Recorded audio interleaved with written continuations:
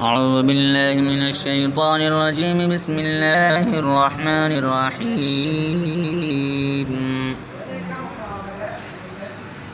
يا أيها الناس اتقوا ربكم الذي خلقكم من نفس واحدة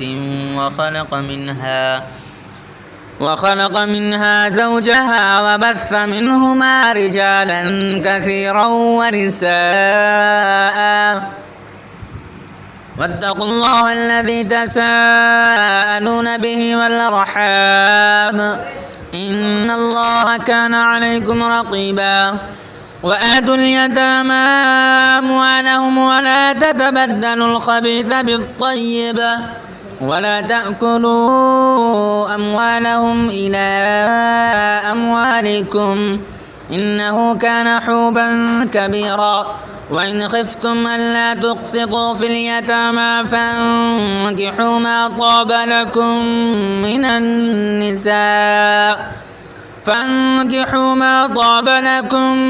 النساء مثنى وثلاث ورباع.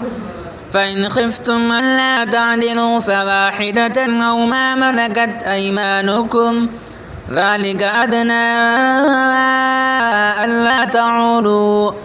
وآتوا النساء صدقاتهن نحلة فإن طبن لكم عن شيء منه نفسا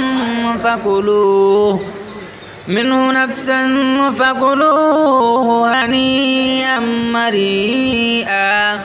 ولا تؤتوا السفهاء أموالكم التي جعل الله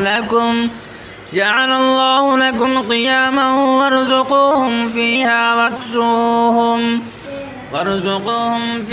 واكسوهم وقولوا لهم قولا معروفا.